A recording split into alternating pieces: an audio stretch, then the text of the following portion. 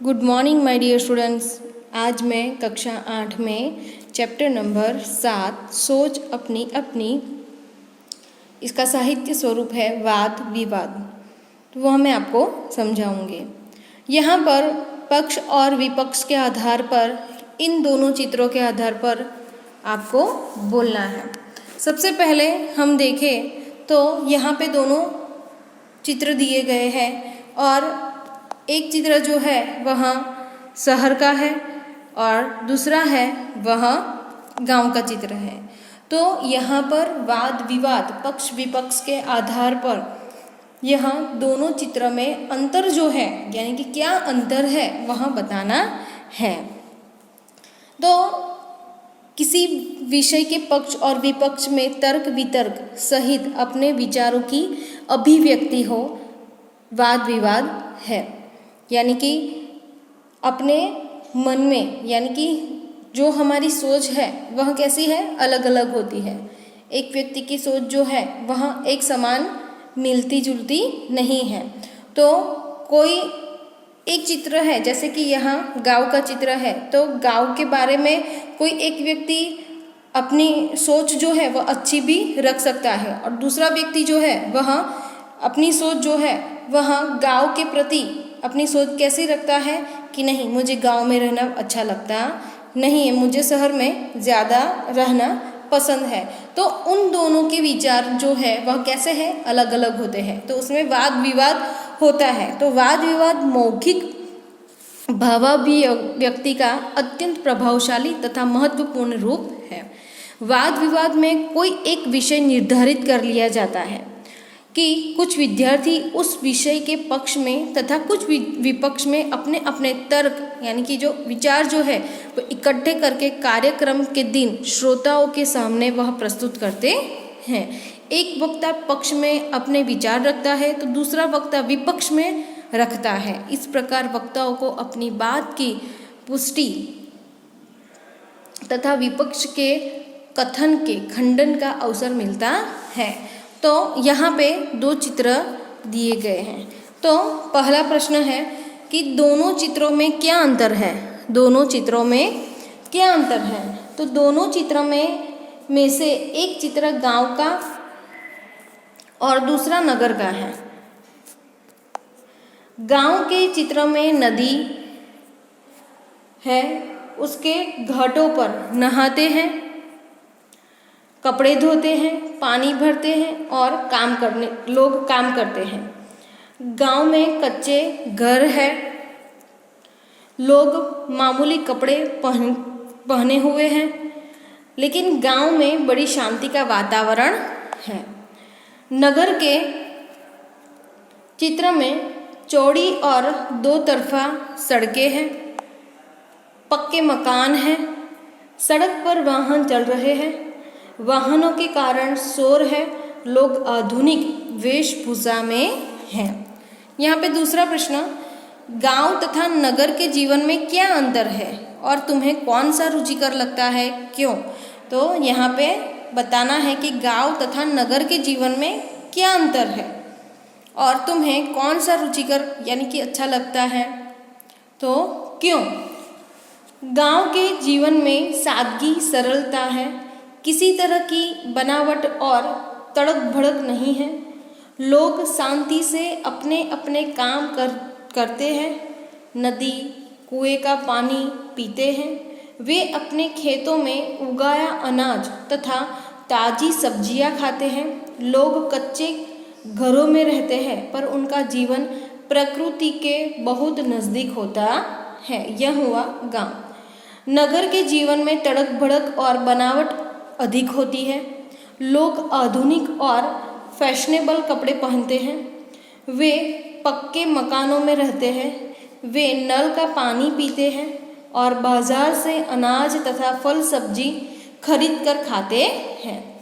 नगर की सड़कों पर वाहनों का हमेशा शोर होता है, लोग दुकानों, बैंकों और दफ्तरों में काम करते हैं। नगर के जीवन में शांति नहीं होती, लोगों का जीवन प्रकृति से बहुत दूर होता है।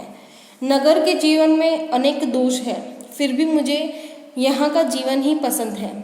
यहाँ के लोग शिक्षित और प्रगतिशील होते हैं। नगर में अच्छे स्कूल और कॉलेज होते हैं। इसके कारण मनपसंद शैक्षणिक योग्यता प्राप्त की जा सकती है।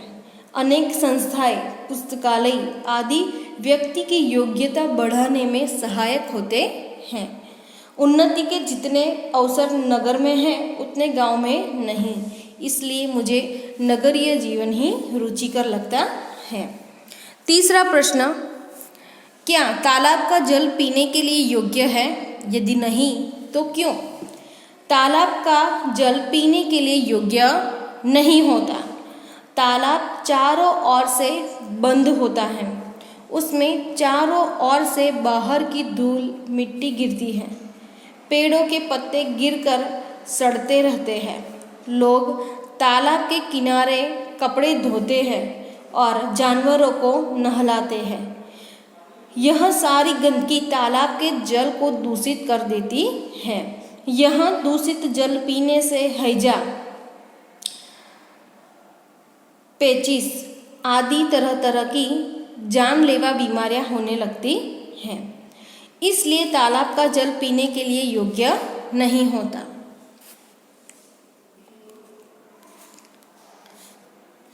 आगे नीचे दिए हुए मुद्दों के आधार पर विज्ञान वरदान या अभिशाप इस विषय के एक पक्ष पर अपने विचार कारण सहित प्रस्तुत कीजिए। तो यहाँ पर प्रदूषण, बिजली, अंतरिक्ष की खोज, डॉक्टरी सुविधा, दूरभाष, कंप्यूटर, परमाणु बम, पिस्तौल, यातायात, ग्लोबल वार्मिंग। तो प्रत्येक वस्तु के दो पहलू होते हैं। कोई भी वस्तु है उसके दो पहलू होते हैं। एक पहलू उसकी अच्छाइयाँ बताता है तो दूसरे में उसकी बुराइयाँ दिखाई जाती हैं।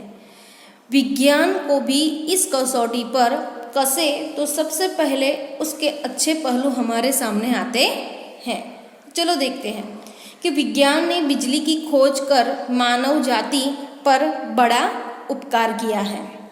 ट्यूबलाइट, पंखे, AC, cooler, fridge, geyser, lift तथा बिजली से बचने वाली अन्य मशीनें विज्ञान की अद्भुत देन है। डॉक्टरी पेशे के तमाम उपकरण, एलोपैथी दवाइयाँ विज्ञान ने ही हमें दी है। टेलीफोन और मोबाइल हमें विज्ञान से मिले हैं। फिल्में और दूरदर्शन विज्ञान के ही उपहार है। कंप्यूटर देकर तो विज्ञान ने आज की दुनिया ही बदल डाली।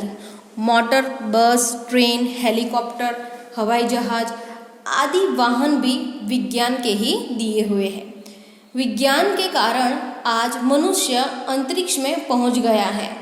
चांद की धरती पर उसने अपने कदम रख दिए हैं। विज्ञान के इन अनमोल वरदानों के कारण मानव आज धरती पर ही स्वर्ग के सुख लूट रहा है।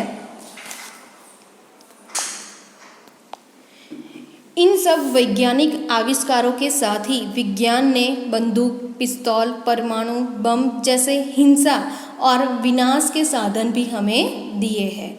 विज्ञान के कारण आज जल, थल और वायु में प्रदूषण भी बढ़ा है। इसमें संदेह नहीं है कि ये विज्ञान के अभिशाप है, परंतु विज्ञान के वरदानों की तुलना में उसके अभिशाप खतरनाक होने पर भी कमज़ोर पड़ जाते हैं। सच तो यही है कि यदि विज्ञान न होता तो मानव जाति आज भी वही जीवन जीती जो आदिकाल में जंगलों में रहने वाले लोग जीते थे। इसलिए हमें विज्ञान को वरदान और आधुनिक वैज्ञानिकों का आभार मानना चाहिए।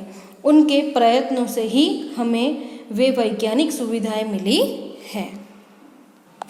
आगे का प्रश्न हम देखते हैं। प्रश्न नंबर 3, कौन शक्तिशाली है, कलम या तलवार?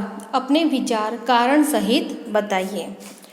तो कलम लिखने का काम करती है और तलवार जो है वह युद्ध में काम आती है। कलम के साथ दिमाग की शक्ति जुड़ी है, तलवार के साथ शारीरिक बल जुड़ा है। कलम कविता, कहानी, उपन्यास, जीवन चरित्र आदि लिखती है। तलवार गले काटती है और खून बहाती है। कलम आनंद देती है, उससे समाज में सुख शांति का प्रसार होता है। वह लोगों के दिल जीतती है, वह बुरों को अच्छा बनाती है। रामायण पढ़कर कितने ही रावण बन गए,